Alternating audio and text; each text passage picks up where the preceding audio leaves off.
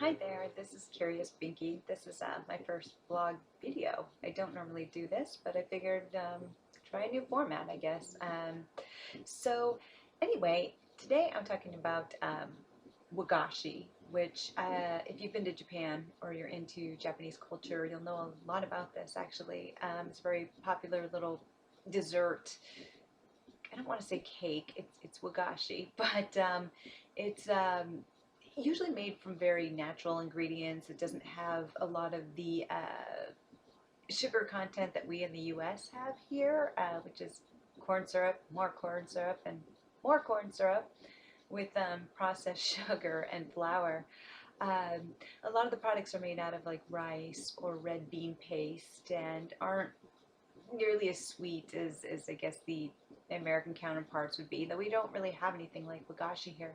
I fell in love with it when I went to Japan and have been obsessed with it ever since, and was really happy to find that in New York City we have Minamoto Kichoen.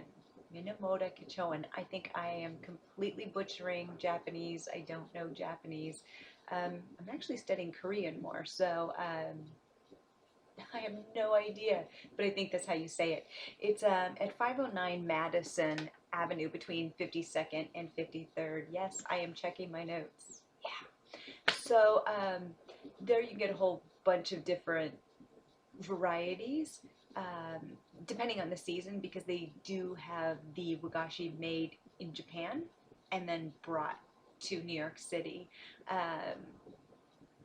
They're also available in 11 other cities around the world.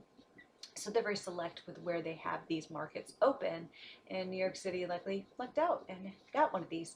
But again, they do make things depending on what's fresh during the season.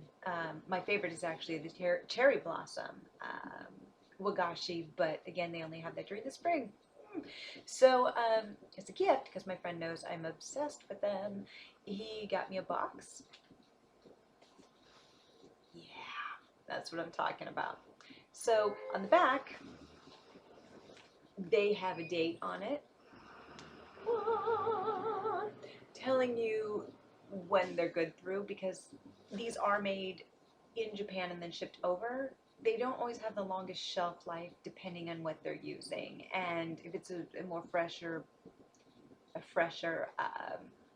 Wagashi, it won't have as long as the shelf life as something like this with the red bean paste, like the kumquat.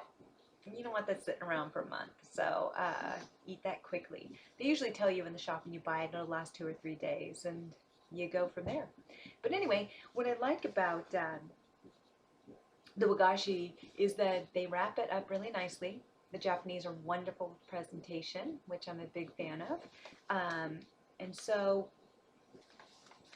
they wrap it up like a little gift here, put the date of when it's good through, and open it up for a delicious surprise.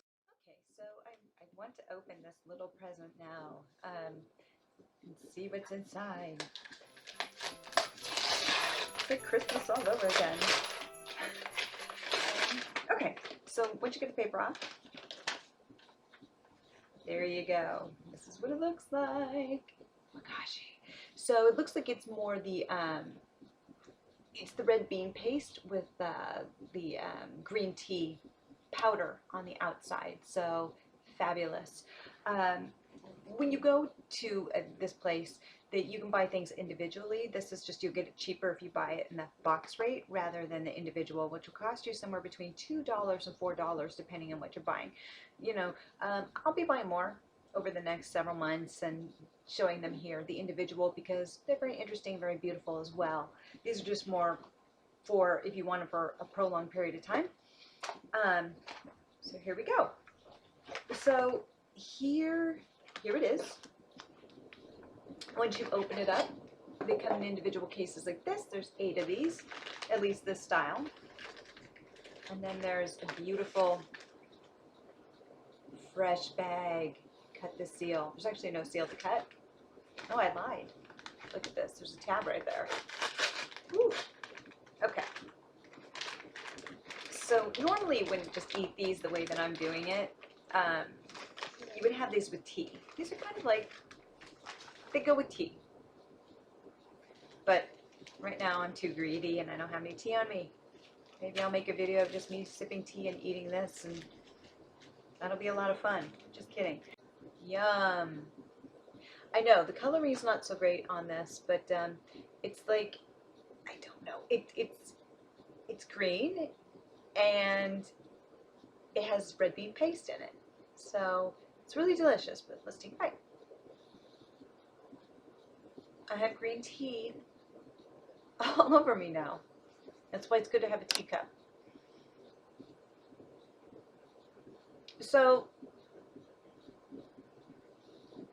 sorry, I don't want to choke on the mochi, which happens a lot. Actually, you have to be careful with children and elderly people because there are a lot of cases of people actually choking on the mochi, which this is. Mochi.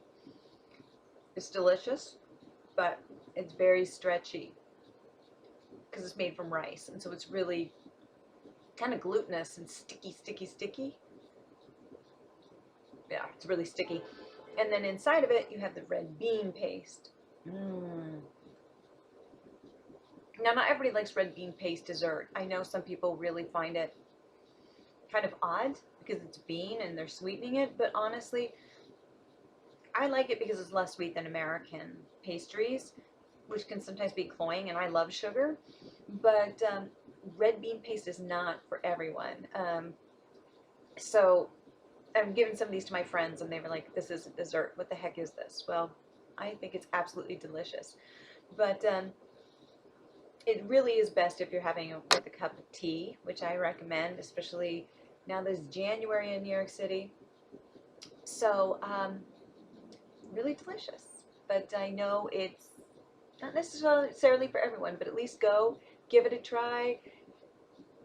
It's kind of what this whole blog is about, is sometimes like trying things that are different that you may not necessarily have wanted to try. It's a little bit more easy when you live in New York City because, like I said, things are more accessible. But anyway, yeah. It's good. Not as sweet as American pastries. It's not a pastry, it's a Wagashi. It's still quite delicious, and I recommend it. So get out there, get some Wagashi because you're missing out.